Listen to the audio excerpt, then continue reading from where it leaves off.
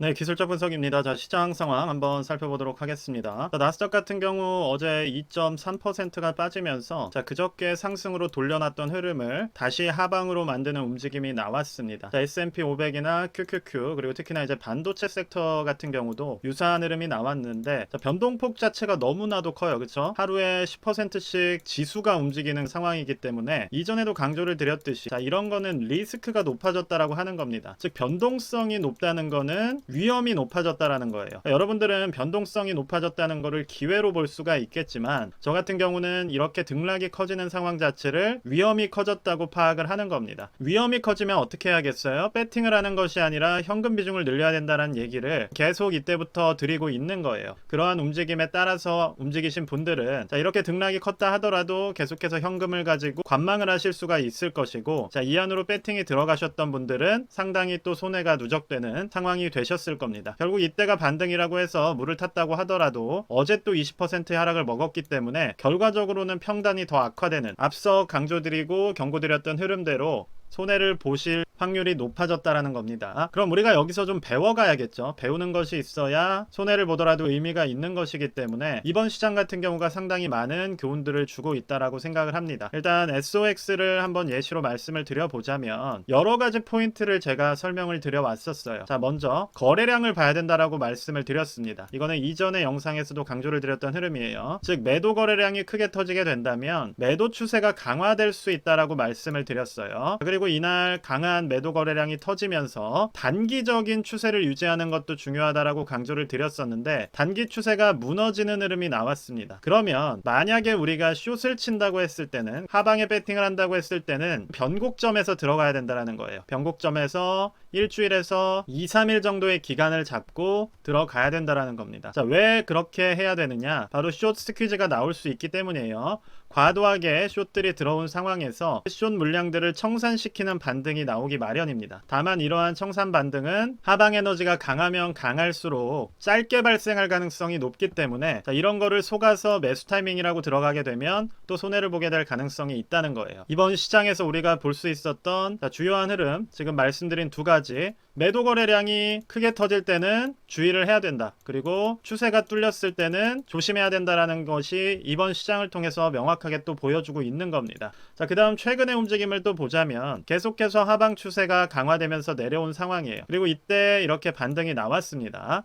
자, 그럼 이거를 매수 기회로 볼 것인지 우리가 숏 스퀴즈로 볼 것인지 결정하기 위해서는 최소한 3일 정도는 지켜봐야 된다는 거예요. 지지 라인이 잡히려면 이 단기 추세를 회복을 했기 때문에 이 단기 추세의 방향성이 어떻게 된다라고 말했어요. 전환유되는 흐름이 나와줘야 된다라고 말씀을 드렸습니다. 그런데 단 하루 만에 움직임으로 만약 매수가 들어갔다라고 한다면 또 이렇게 물리는 흐름에 당할 수가 있다라는 거예요. 그럼 우리가 심리적으로 생각을 해봤을 때 계속해서 빠지는 상황에서 이 반등 타이밍에 매수가 들어가신 분들이 있다면 그럼 이분들을 어제 이렇게 20% 가까운 하락으로 다시 빠지게 만들었습니다. 그럼 여기에 지금 매수가 들어가신 분들은 어떤 심리가 강하겠어요? 바로 탈출 심리가 엄청 강할 거예요. 불안감이 엄청나게 높아져 있다라는 겁니다. 지금 내가 들어간 이 물량들 어떻게 하지? 괜히 들어갔나라는 생각들이 강할 텐데 그럼 이거를 오늘부터 바로 회복을 시켜주는 게 시장이 아니라는 거예요. 그러한 불안감이라는 심리가 많을수록 시장은 상승을 시킬 이유가 없는 겁니다. 왜냐? 이 불안감들은 결과적으로 매도 물량으로 쏟아질 가능성이 높기 때문에 시장은 이 불안감을 가진 물량까지 털어버린다는 거예요. 털어버린 후에 시장의 상승으로 전환이 나온다는 겁니다. 그렇기 때문에 지금 이때 들어갔던 이 매수 물량들이 어제 물려버린 상황에서는 바로 회복시켜줄 이유가 없이 조금 더 하방에서 물량을 뽑아낸 이후에 반전이 나올 가능성이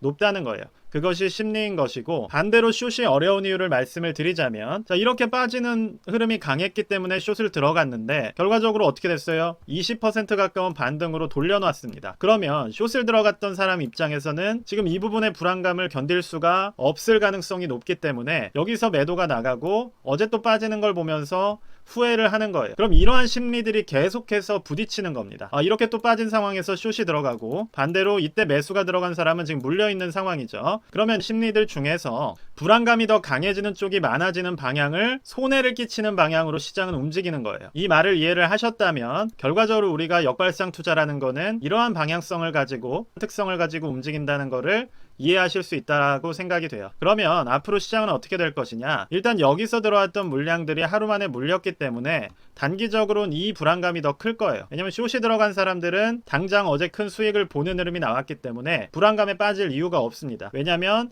그거를 뒤통수 치는 흐름으로 나왔던 게 이미 불과 이틀 전에 나왔기 때문에 또 똑같이 나올 거라고 생각할 가능성은 많이 낮아졌다는 거예요. 그러면 시장 자체는 당분간 하방을 더 그릴 가능성이 높고, 이 단기 반등 구간에서 들어갔던 사람들이 또 매도를 할 때쯤에 상승으로 전환될 가능성이 높다는 겁니다. 그럼 이 말씀을 왜 드린 거냐면, 결국 우리는 항상 투자해서는 안 된다는 거예요. 항상 투자할 수는 없다는 겁니다. 그러니까 모든 투자를 계속해서 365일 들어갈 수가 없는 것이고, 가장 안전한 타이밍에 할 수 있는 투자는 어떤 거예요? 많은 사람들, 즉 모두가 이제는 올라갈 만큼 충분히 싸졌다라는 심리가 일치가 되고, 지금 매도하기엔 싸다라는 심리들이 지배적으로 시장을 지배할 때, 그때가 상승의 추세가 움직이는 시기가 온다는 겁니다. 그러면 그 시기가 올 때까지는 일단 조금 기다린다거나 현금 비중을 높인 상태에서 관망을 하는 것이 리스크를 줄이는 길이라는 거예요. 지금처럼 심리들이 부딪히고 나도 내가 어디에 투자할지 확신이 없는 상황에서는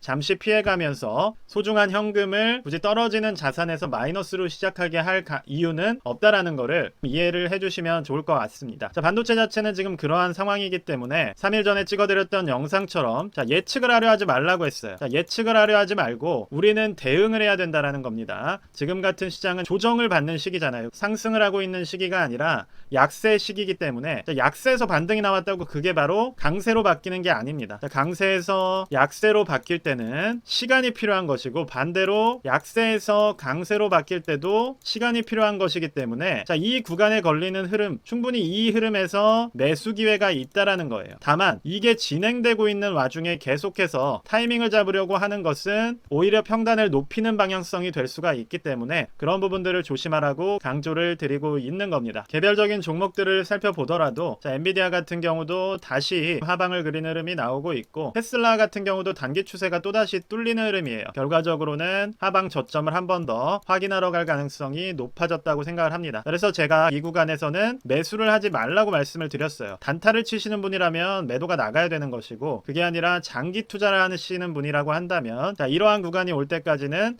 기다려야 된다라는 말씀을 드렸습니다. 섣불리 매수를 하기보다는 지금은 전체적인 시장이 약세, 즉 하방으로 가고 있기 때문에 굳이 여기서 상승하는 방향으로 투자를 하려고 하기보다는 흐름에 따라서 현금을 들고 지켜보시면서 이 약세의 에너지가 약해지고 방향이 바뀌는 타이밍을 포착을 해서 투입할 수 있는 현금을 최대한 확보해 두시는 게 중요한 시기라는 말씀을 드리겠습니다. 빅스 같은 경우도 지금 강하게 튀어오르고 있고 방향 자체가 우상향하고 있기 때문에 이러한 상황에서는 우리가 리스크가 높다라는 거 항상 말씀을 드리죠. 리스크라는 건 떨어질 위험성이라기보다는 바로 변동성 그 자체입니다. 그러니까 변동성 그 자체가 높아지는 것이 위험이 높아지는 것이기 때문에, 지수가 하루에 10%, 몇천조짜리 기업이 하루에 몇백조씩 빠져나가는 이런 상황은 변동성이 높은 시장이고 정상적인 시장이 아니라는 거예요. 그리고 그 방향성 자체가 위로 향했다가 아래로 향했다가 위로 향했다가 아래로 향했다가, 이 자체가 정상적인 시장이 아니라는 것이기 때문에 이럴 때는 위험하다는 생각을 가지고,